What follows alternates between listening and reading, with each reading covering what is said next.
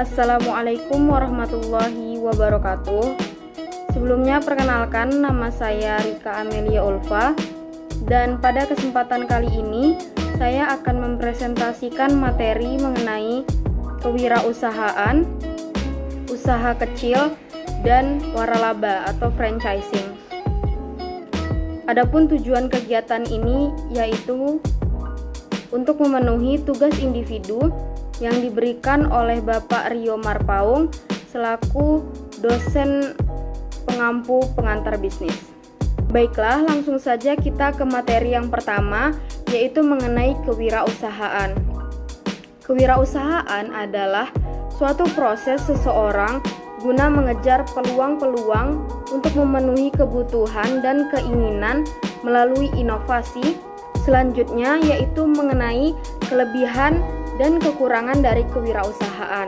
Kelebihan dari kewirausahaan yaitu kesempatan untuk mewujudkan cita-cita, kesempatan untuk menciptakan perubahan, untuk mencapai potensi penuh kita, lalu dapat melatih ketajaman intuisi bisnis, meningkatkan sifat tanggung jawab terhadap diri sendiri, dan dapat memiliki wewenang untuk memerintah dan mengelola karyawannya. Selanjutnya yaitu mengenai kekurangan dari kewirausahaan. Pertama yaitu ketidakpastian pendapatan. Mendirikan dan menjalankan bisnis tidak memberikan jaminan akan mendapatkan cukup uang untuk bertahan hidup. Lalu yang kedua, resiko kehilangan seluruh investasi, tingkat kegagalan bisnis relatif tinggi. Contoh dari kewirausahaan, contoh seperti laundry, bisnis makanan atau kuliner, warnet, cuci mobil, dan lain sebagainya. Ada beberapa kategori untuk menjadi wirausahawan. Yang pertama itu penemu, yaitu mendefinisikan konsep unik, baru, penemuan atau metodologi. Yang kedua tuh inovator, menetapkan sebuah teknologi baru dan metodologi untuk memecahkan masalah baru. Yang ketiga, marketer, mengidentifikasi kebutuhan di pasar dan memenuhinya dengan produk baru atau produk substitusi yang lebih efisien.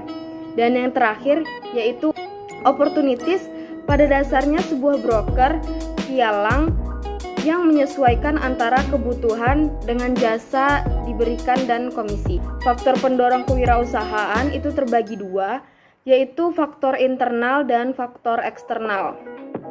Faktor internal yaitu kecakapan pribadi yang menyangkut soal bagaimana mengelola diri sendiri, yaitu kesadaran diri, pengaturan, motivasi, dan lain sebagainya.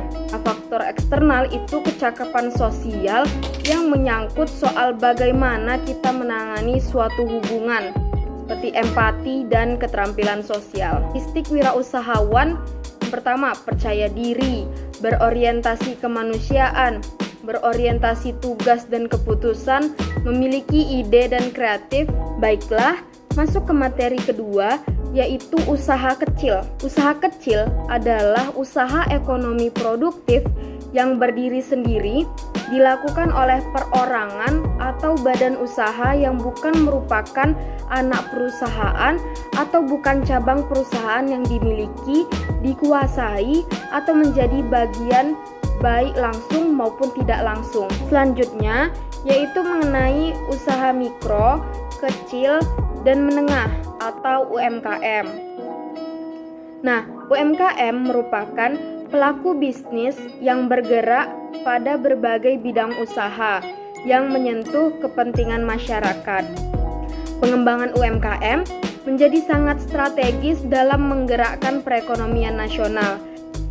Franchising atau pewaralabaan adalah pemberian sebuah lisensi oleh seseorang kepada pihak lain. Lisensi tersebut dapat memberikan hak kepada franchise untuk menggunakan merek dagang franchisor dan seluruh elemen yang diperlukan untuk menjalankan bisnisnya dengan dasar-dasar yang telah ditentukan. Nah, selanjutnya yaitu mengenai istilah-istilah di dalam waralaba. Yang pertama yaitu franchise atau waralaba, franchisor, pemberi waralaba, franchisee, penerima waralaba, initial service, jasa pendahuluan, continuing service, jasa terus-menerus, franchise fee, biaya yang menutupi jasa franchisor. Lalu mengenai jenis bisnis waralaba. Nah, jenis bisnis waralaba itu terbagi dua, waralaba dari luar negeri dan dari dalam negeri. Waralaba luar negeri itu cenderung lebih disukai karena sistemnya lebih jelas, mereknya sudah diterima di berbagai dunia dan dirasakan lebih bergengsi. Nah, contohnya itu seperti fast food, seperti KFC, McD, itu kan sudah terkenal, itu dari luar negeri. Dan harga untuk franchise-nya cenderung jauh lebih mahal. Lalu untuk waralaba dalam negeri, nah ini juga menjadi salah satu pilihan investasi untuk orang-orang yang ingin lebih mudah dalam berbisnis, seperti itu. Karena cenderung nih waralaba dalam negeri itu cenderung lebih murah. Tapi memang tergantung dengan seberapa terkenalnya merek tersebut.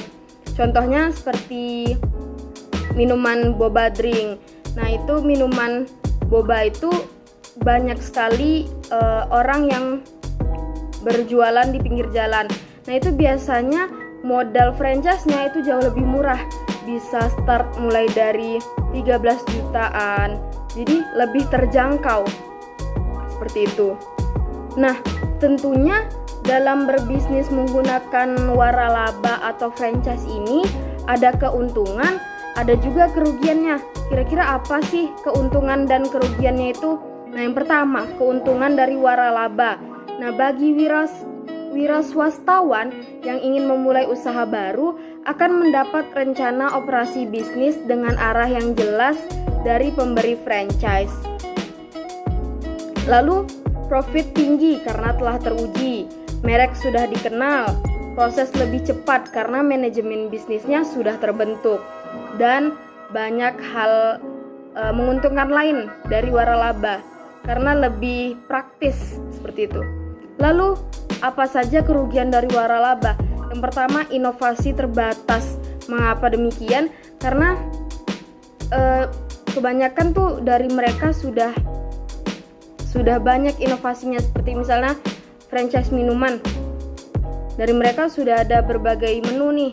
Jadi inovasi kita jauh lebih terbatas lagi, seperti itu. Pemotongan keuntungan tentunya karena kita membayar merek ke mereka. Lalu apa saja sih penyebab kegagalan franchisor? Nah, yang pertama, uji coba yang tidak memadai. Lalu penyeleksian franchise secara sembrono, pembuatan struktur yang buruk, franchise kekurangan modal, franchisor menjalankan bisnisnya dengan buruk. Lalu ada penyebab kegagalan dari franchisee. Pertama itu franchisee itu terlalu puas dengan dirinya. Terus franchisee-nya penakut, tidak mengikuti sistem kriteria bisnis franchise. Itu pertama, memiliki ciri khas usaha, sudah terbukti telah memberi keuntungan dan memiliki pengalaman setidaknya 5 tahun serta memiliki kiat bisnis untuk mengatasi persoalan masalah. Mudah diajarkan dan diaplikasikan.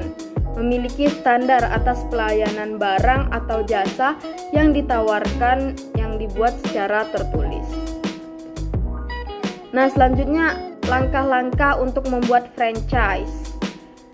Yaitu pertama, menyusun konsep dan model bisnis, melakukan kajian kelayakan usaha, menyusun standar operasional prosedur atau SOP, mendaftarkan merek atau brand, menyusun perjanjian usaha kemitraan franchise, membuat tim dukungan manajemen yang berkelanjutan, mewujudkan badan usaha berpayung hukum, lalu pemasaran, dan yang terakhir mentoring untuk meningkatkan kualitas usaha.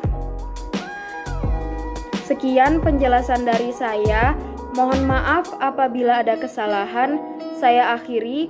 Wassalamualaikum warahmatullahi wabarakatuh.